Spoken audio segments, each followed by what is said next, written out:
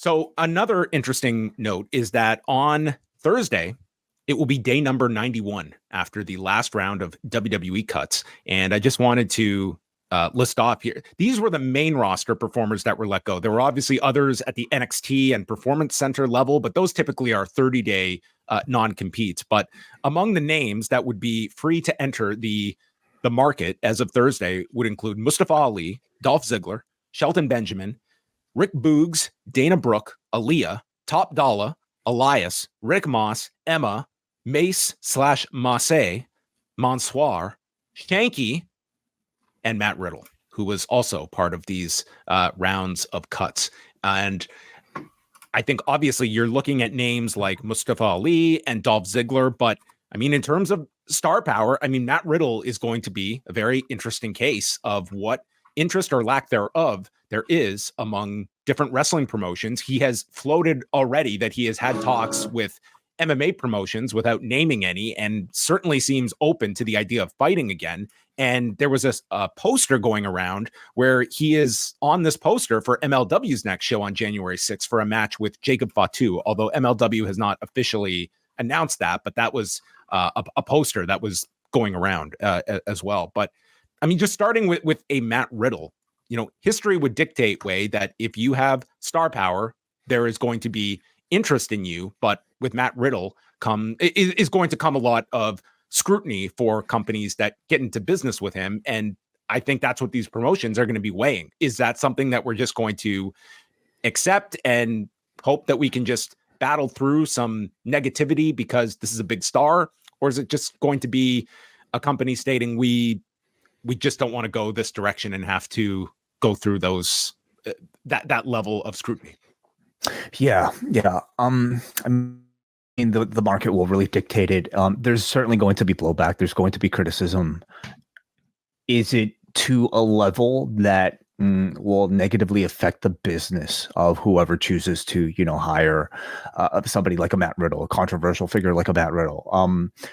For a local indie that's looking to, I don't know, fill maybe 50 people, into a room. I don't think it'll really kind of affect anything. But for a company like MLW that I think relies on a lot of goodwill on like a national level, and I think online buzz, really, this could be potentially a pretty negative look for them. But again, it depends on, I think, audience reception. And at this point, I think it's still a bit too early.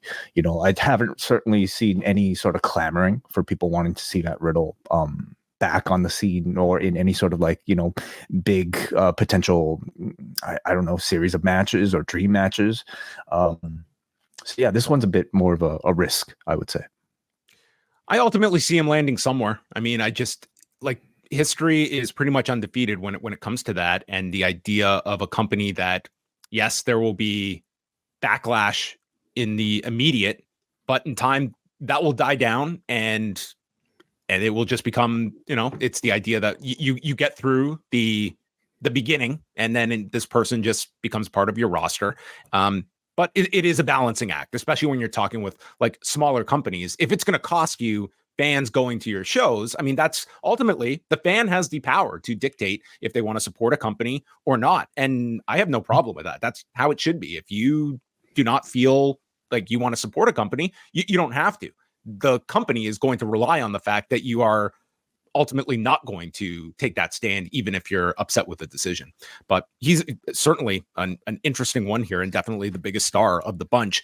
Mustafa Ali and Dolph Ziggler are interesting ones. I would peg them as, I mean, it comes down to what a Dolph Ziggler wants. I think he could have a real great run a la Matt Cardona of just going to many different companies. Maybe he doesn't have the desire to sign a contract somewhere and just sort of make his schedule. I think he'll get some really good payoffs at first. And if he's really savvy to the independent scene, he'll do very well.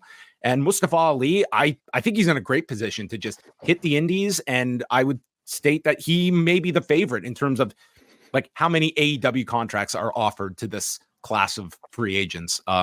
Ali would be on that list for me. I could certainly see that level of interest if he wants that. With Ali, I think we may, find an answer as early as tomorrow at 12:21, as Ali has been Mhm. on social media and teased something for December the 21st at Maybe he'll 12:21 release p.m. a Eastern list. time. Could be. Who knows? So we shall see. I mean, we'll probably have a very clear indication of where we'll next see him.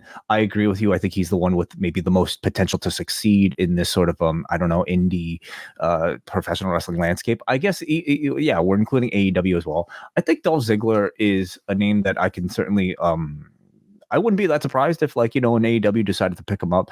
The idea of him going into the indies and maybe having like a Matt Cardona type of run is something I that's a bit tougher for me to predict, just because I don't know if I've necessarily seen that desire throughout his entire I don't know tenure in the WWE. He never to me has felt like somebody who's been all that dissatisfied with maybe the last years of his status in the WWE. He to me has come across like a guy who's been kind of comfortable, collecting that paycheck despite being booked in like a pretty nothing sort of situation. So does he have the desire to work for far less money, doing much, more physical and potentially violent styles of matches? I mean, he could prove us wrong.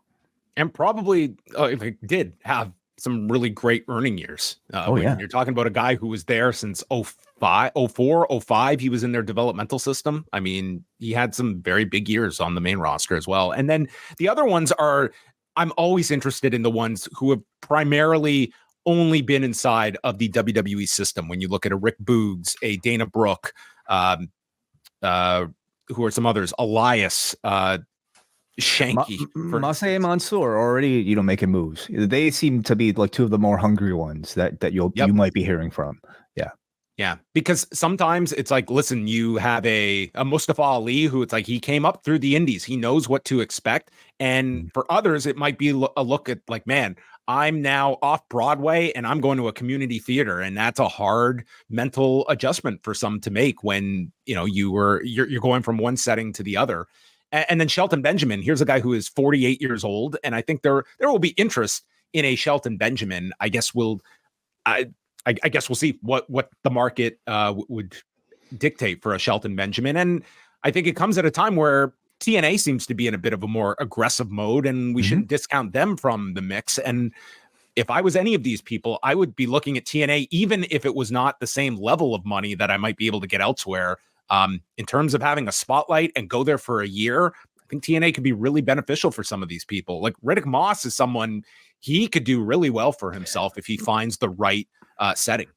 Moss and Emma. I mean, I could see those two, heading as a pair to Impact Wrestling, or sorry, TNA. Or I mean, there's a lot of room for talents to flourish creatively, and also as in ring prospects.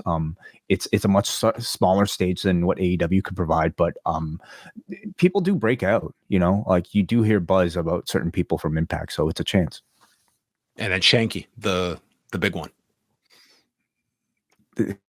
Could be the biggest signing in TNA history.